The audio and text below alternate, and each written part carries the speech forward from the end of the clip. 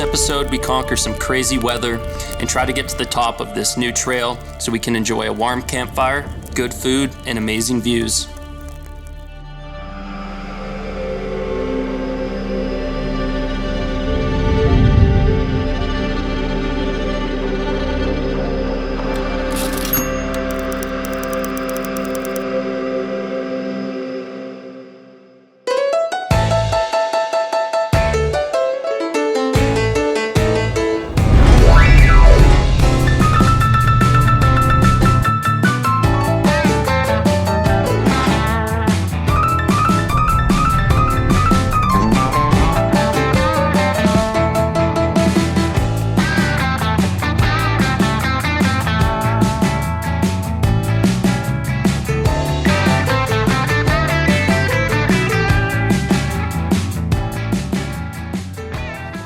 Expecting some rain but being hit with a full-blown snowstorm was a little surprising for me, even here in Canada, but crazy weather while off-roading is honestly pretty fun and makes things exciting to say the least. Today I aired down to about 12 psi because it was so muddy out, and I am still super impressed with these Mickey Thompson Baja MTZ P3s. They absolutely chew through the mud and are amazing off-road. For those wondering, the tire size is 315/70 R17. I also cannot recommend a good set of skid plates enough. I hit mine several times this day. I think if you were just starting to modify your vehicle, working your way up from the ground in terms of mods is a great idea. So focusing on good tires, skid plates, and good suspension would come before, let's say, a roof rack, for example.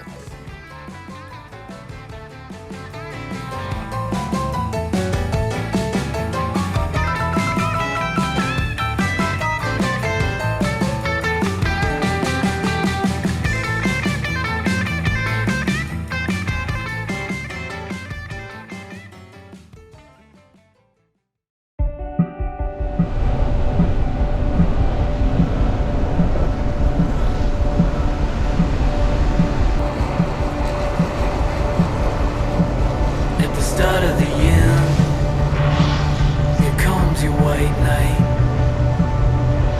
Got a foot on the edge, looking over the ledge, and everything will be just fine, turning inside out, falling out of time.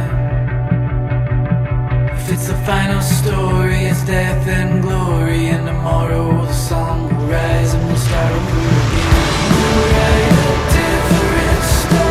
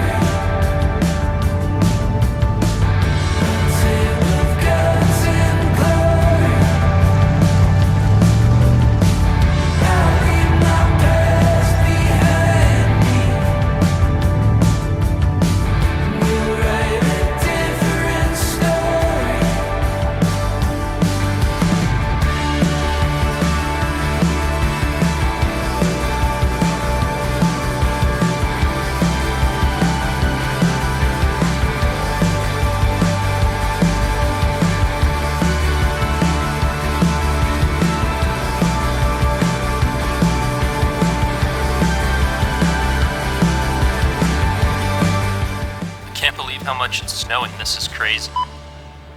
This combination of slick mud and fresh snow made the trail up this mountain a little bit slippery, so we were just taking our time and enjoying the cool, fresh mountain air and amazing views.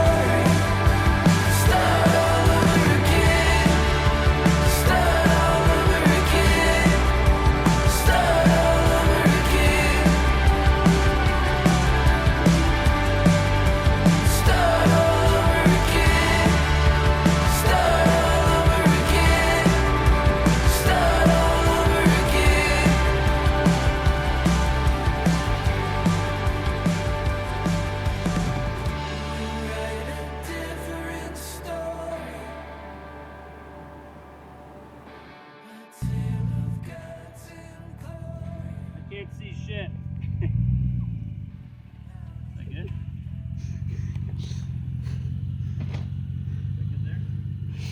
All the light we cannot see exists inside of you and me. The reminiscent hope follows where we go, and all we know has gone. Shadows falling on your face, the turning of the night to day, and elemental grace washing away the noise. Nothing stays the same.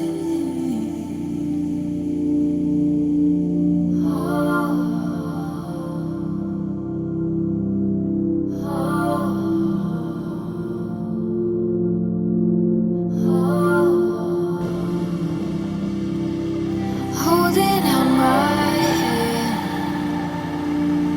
holding out my hand, holding out my hand, holding out. All the light we cannot see exists within you, next to me. After some delicious smokies cooked on the fire and some hot coffee, we were ready to head back.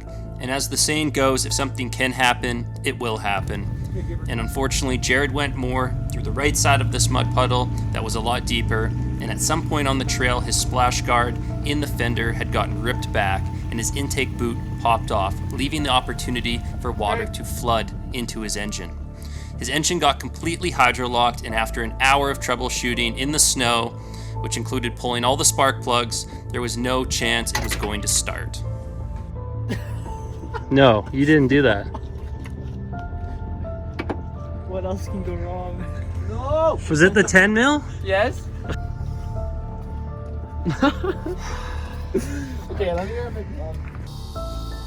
We tried turning the engine over, but as you can hear in this video, it didn't want to turn. It almost sounded like a piston or a rod had seized in some way, and we didn't want to do more damage than was already done. So we decided to tow it back to the parking lot, and then he was going to get a trailer and tow it to his house. Soft shackle? Need the old yank.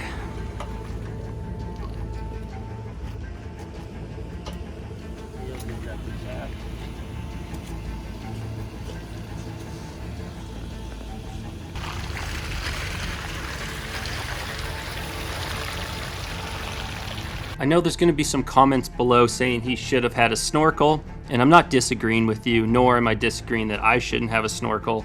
But in this situation, I think going over his truck would have helped solve this problem with both the splash guard and the intake boot, because clearly it was loose. And even if you have a snorkel, if where it attaches to the engine is loose, it's not going to do you any good. But that being said, I think a snorkel is on my list and Jared's list going forward. As much as I don't love the look, I do love the functionality.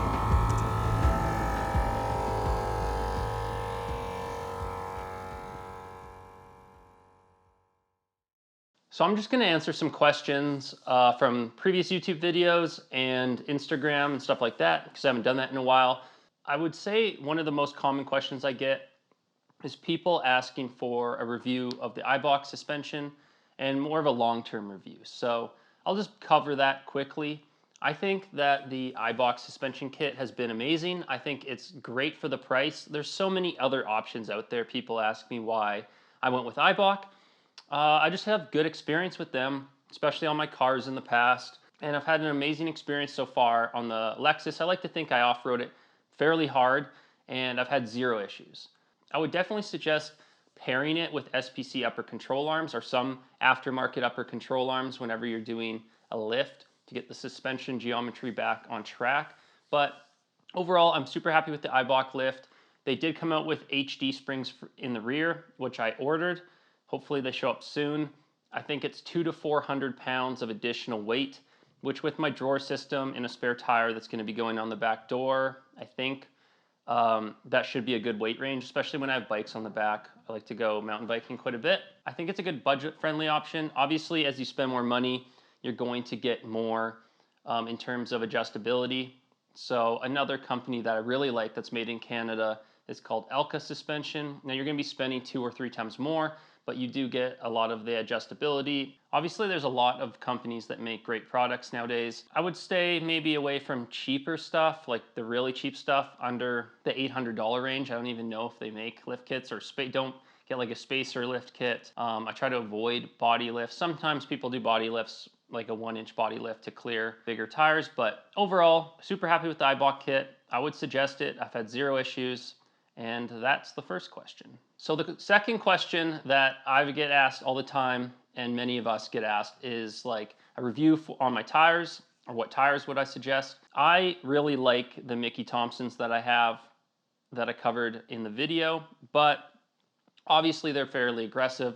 You're gonna get more road noise, but they've been wearing great on road and off road. They just chew through the mud and any rocks and everything like that. Super durable.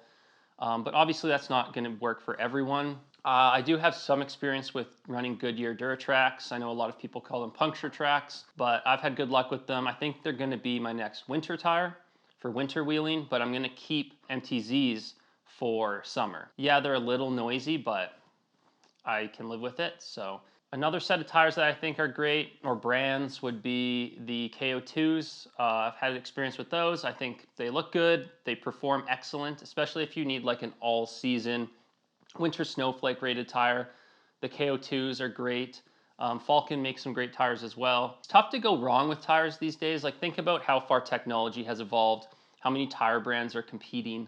They all have to bring what they have, the best that they have, to the table, and for an affordable price. So I don't think you can go too wrong with tires. I think that if you're winter driving, mud terrains are obviously not going to be the best. And then if you're going off-road, you don't want to go with too much of like an economy tire. You want that tread depth, you want that sidewall that can grab. And yeah, I mean, we could talk about tires for days.